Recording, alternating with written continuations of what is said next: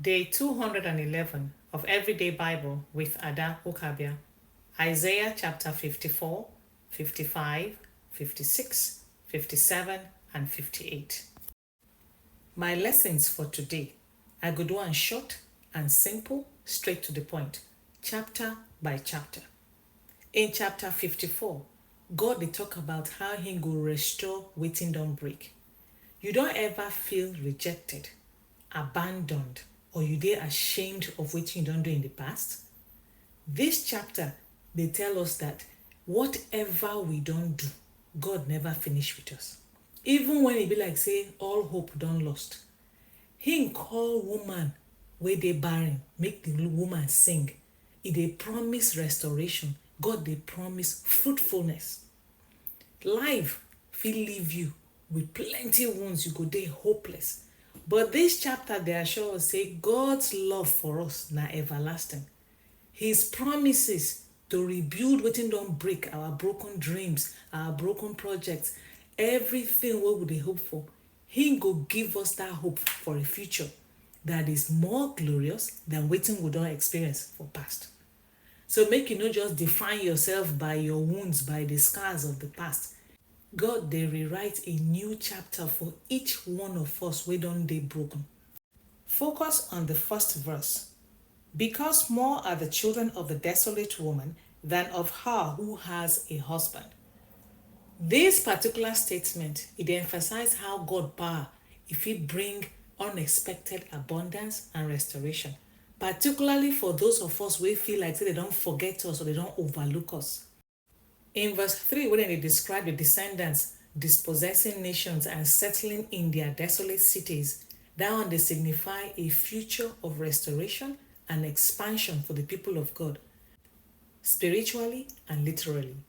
How they go inherit new territories, then go rebuild what they don't lose, and then go experience the blessings of God in abundance.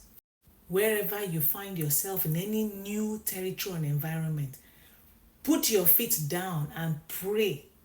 Pray to God that you will take over that land. The Lord will guide you. The blessings of that land will also be your own portion. Always pray. We're on a new job. We're on a new project. We're on a relocation. Always pray. Take possession.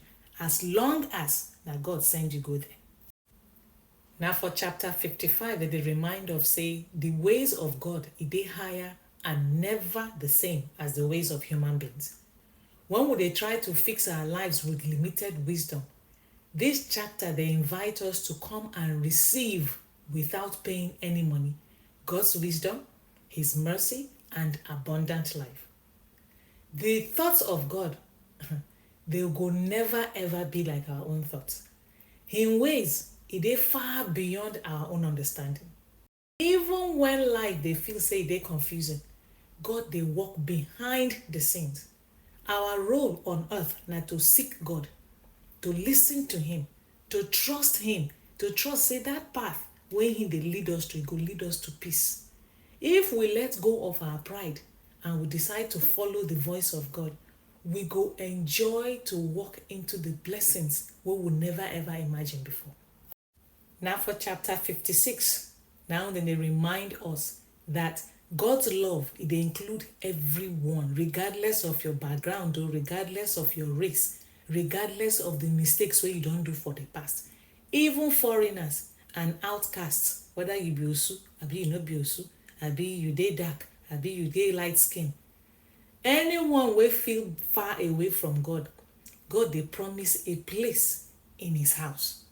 In today's divided world, we must remember that God values inclusion and justice. He they look at our heart, not the label we would they carry. So whether you feel say then leave you out or then judge you anyhow, just know this one. God they welcome you and he wants you to extend that same grace to other people. If you look verse 3 of that chapter 56, and let no eunuch complain, I am only a dry tree.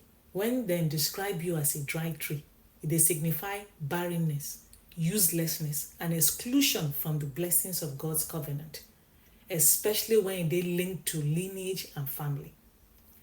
God, they say he will offer a place and a future within his household, within his own community, for this kind of people where the world don't push, they don't exclude, they don't keep them aside because they see them as useless. In chapter 57, Isaiah, they warn us of the danger of spiritual compromise. They warn us of the emptiness where they come from trusting idols or living double lives. How people, they often ignore God until wahala strike. Yet, even in all the ways where we don't fall God hand, God, they still offer healing. They still offer peace to those with a humble heart. Now the heart, now him concerned about. This one, they call us Moko examine ourselves. Will they live to please God, or will they live to fit into a broken system or society where we find ourselves? Make we no wait until we enter crisis or crisis come they knock on our door, or we enter big wahala before we turn to God. When will they walk in integrity, the peace of God go flow like a river into every aspect, every area of our life. Even you go feel it. The part in that chapter 57 will really touch me and give me comfort. Now, right there in verse 1 and verse 2, that the righteous are taken away to be spared from evil. Those who walk uprightly enter into peace. They find rest as they lie in death. So, when your loved one die, and you just be vexed with God, so why God, why did you allow death take over my loved one? Just be very careful, because God's ways are not our ways. Finally, in chapter 58, when they describe true worship as serving others. This chapter go hit hard. It expose the difference between empty religious rituals and a life that truly where they please God. God no dey moved by all the fasting, what would they do, yet would they oppress other people, would they ignore the poor, the needy in our society. The real worship where God they look for in every one of us now, when we set people free from any kind of bondage, when we feed the hungry, when we take care of the broken. Now this kind of life, now they bring light, now they bring healing, now they bring guidance.